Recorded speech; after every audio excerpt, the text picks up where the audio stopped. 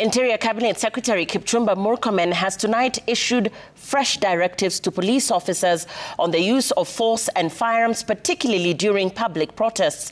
Unveiling a new policy directive, Murkomen urged law enforcement to exercise maximum restraint and to resort to firearms only as a last option.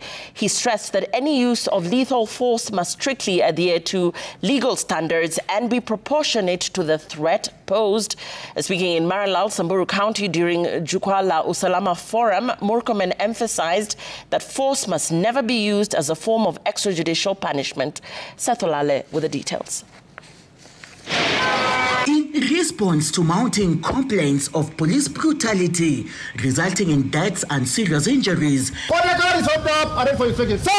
Interior Cabinet Secretary Kipchumba Murkomen has issued the first policy directive to the IG on the use of firearms and force by law enforcement officers. The directive sets out clear guidelines on the lawful and proportionate use of force, aiming to ensure accountability and protect civilians from excessive action by the police. And the contents of that policy will then be cascaded down by the IG through the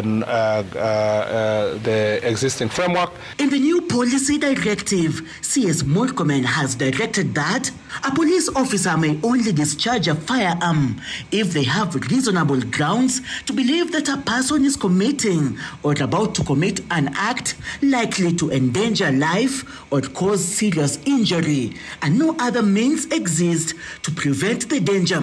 Force or firearms shall only be used in self-defense or in the defense of others facing an imminent threat of death or serious injury. Force must never be used as a form of extrajudicial punishment.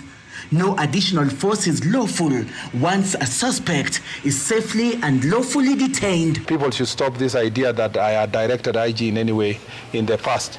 The only policy directive that is legally binding to the IG and which can be properly debated by the people of Kenya is the one that are put in writing and in signature. In dispersing unlawful but non-violent assemblies, officers shall avoid the use of force. If force is unavoidable, it must be restricted to the minimum necessary. Even so, Murkomen maintained that police officers have the right to defend themselves against unlawful physical violence. The NPS shall ensure officers are equipped with appropriate crowd control tools and protective gear suited to prevailing operational risks. Murkomen, however, says that under the new guidelines, police officers have the right to defend themselves against unlawful physical violence. The policy directive on the use of force and firearms by police comes at a time when some leaders and state officials have sparked controversy with their remarks about law enforcement's use of force. CS Murkomen, who was accompanied by Interior Principal Secretary Raymond Omolo and Inspector General of Police in unveiling of the new policy directives in Samburu, assured residents that the government is putting proper mechanism in place to address security lapses in the country.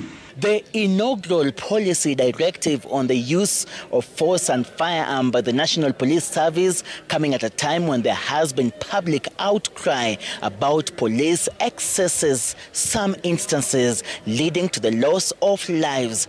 Olale, Citizen TV in Maralal, Samburu County. And the High Court has quashed notices from the communication